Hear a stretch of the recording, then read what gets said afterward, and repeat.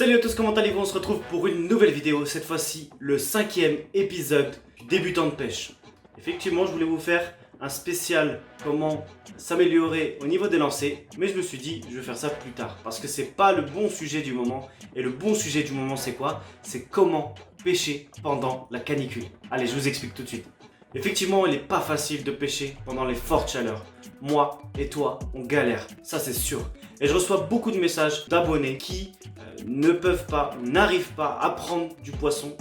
Et là, je vais essayer de t'expliquer. Ça va être très simple. Il va falloir se mettre à la place du poisson. Faire un petit peu d'anthropoformisme. C'est pas facile, mais petit à petit, vous allez y arriver. Donc je vais parler d'une manière générale. C'est-à-dire que je vais parler du poisson en général. Je ne vais pas faire du cas par cas. Même si, il y a certains poissons qui, pendant les fortes chaleurs, sont encore plus actifs. Je pense notamment aux black bass, je pense notamment aux chevennes et à la perche de temps en temps. Donc il y a 3 moments dans la journée où vous pouvez pêcher du poisson. Tôt le matin, la journée et tard le soir. On va essayer de détailler ensemble et on va commencer par la journée. Au niveau de la journée, les poissons sont comme nous. Quand il fait chaud, qu'est-ce qu'on fait? Logiquement, on va se mettre à l'ombre, dans des coins beaucoup plus frais. Les ombres qu'il y a au niveau des rivières et des plans d'eau, c'est quoi? C'est souvent les frondaisons.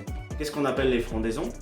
Vous imaginez une avancée d'arbres et en dessous, vous avez une belle zone d'ombre, souvent, qui est très bonne pour les poissons.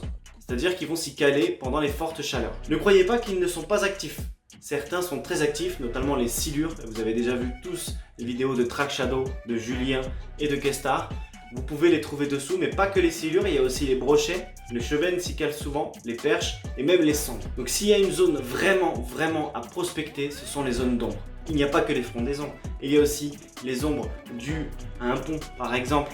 Il y a aussi les zones dues à un immeuble. Vous avez aussi certains tunnels qui passent en dessous de la rivière. Et là, je pense à Rennes.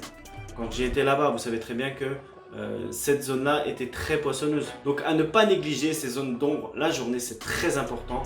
Et vous aussi, de toute façon, ça va vous rafraîchir d'être à l'ombre. C'est vrai que passer la journée au soleil, ça nous casse vraiment la tête. Et pensez à vous hydrater. Ça fait un petit peu cliché, mais vraiment, c'est très important. Et moi-même, je le fais. Je prends ma petite bouteille d'eau et c'est parti pour une session de pêche. Pour le deuxième spot à prospecter en journée, ça va être les eaux oxygénées. Qu'est-ce que j'appelle les eaux oxygénées? Ça va être des eaux qui sont vraiment brassées par le courant, qui amènent de l'oxygène. Effectivement, vous visualisez par exemple un aquarium. L'aquarium, qu'est-ce qu'il fait? On a un petit bulleur qui va faire de l'oxygène. Et bien quand l'eau est brassée comme ça, par exemple à la sortie d'un barrage, ou quand les rivières sont un petit peu plus puissantes, ou à la sortie d'une cascade, etc. Ce sont des très bonnes zones à prospecter pendant les fortes chaleurs. Alors, il y a plusieurs raisons à cela. Toute l'année, c'est une bonne zone, parce que les poissons s'y regroupent. Vous imaginez que vous êtes à la sortie d'un frigo et vous avez juste à tendre le bec pour voir du Big Mac et quelque chose comme ça. Et bien là, c'est pareil. Les carnassiers, enfin d'abord les blancs qui vont attendre les insectes, les vers qui vont tomber justement de ces chutes ou de ces sorties de barrage. Il y a juste après les carnassiers qui vont chasser les poissons, les blancs qui s'y regroupent. Alors toute l'année c'est bien et encore plus quand il fait chaud. Pour cibler les zones à pêcher justement à la sortie de ces barrages et à la sortie de ces chutes, il va falloir aller quasiment à l'intérieur des chutes. Et oui, effectivement, ça m'est arrivé très souvent de prendre du poisson juste à la tombée. C'est-à-dire que vous allez visualiser cette chute, boum, et en fait juste derrière cette chute-là, vous imaginez un petit peu les chutes comme il y a dans les films où il y a une grosse grotte derrière, et bien là c'est plus ou moins pareil. Ça va faire une sorte de creux, et en fait les poissons s'y calent dans ce creux-là. Et il va falloir aller chercher à l'intérieur justement ce remous, et ils y sont derrière, ou alors ils vont être sur les extrémités, d'accord, à attendre que le poisson passe. Ce sont des zones où les poissons peuvent être très actifs, parce qu'effectivement eau oxygénée plus eau à température assez haute fait que la digestion va très vite et du coup les poissons sont très actifs. Maintenant je vais vous parler des 2 moments que j'apprécie pendant les fortes chaleurs. Donc tôt le matin, effectivement c'est pas facile de se lever et là en ce moment 5 heures, le soleil est quasiment presque levé. Donc je vous conseille d'y aller très tôt. Pour les jeunes, faites attention, c'est pas facile de rôder auprès des rivières, etc. Donc soyez toujours accompagné d'un adulte. Donc tôt le matin, qu'est-ce qui va se passer? Tout simplement, le soleil n'est pas encore là. La luminosité est basse et la chaleur est vraiment basse aussi. Du coup, les poissons ils vont s'activer avant de se reposer et de digérer tout au long de la journée. Les brochets, les perches, les cendres, les black bass, les silures, tous les poissons sont prenables au coup du matin. Et c'est vraiment un coup très important. À ne pas négliger les leurres de surface.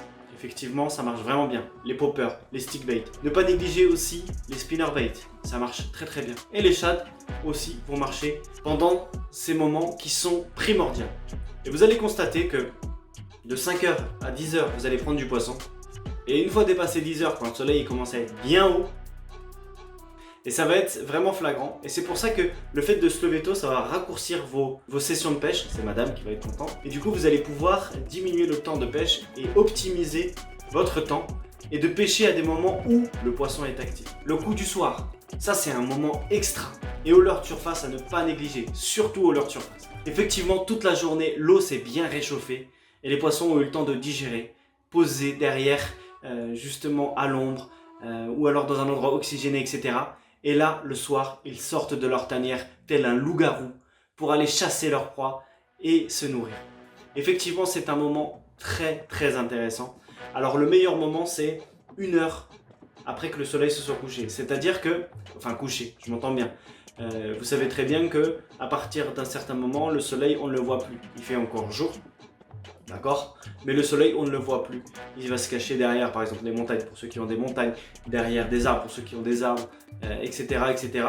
Et du coup, vous allez pouvoir, pareil, la même façon que le matin, dès que la luminosité va baisser, c'est à ce moment-là que vous allez toucher du poisson, et ça c'est clair et net. Au niveau des leurres à utiliser, je vous ai mis une petite liste dans la description, vous allez pouvoir voir. C'est directement sur le site Carnasport, vous avez toujours moins 10% pour faire vivre la chaîne avec le code Aminiac10.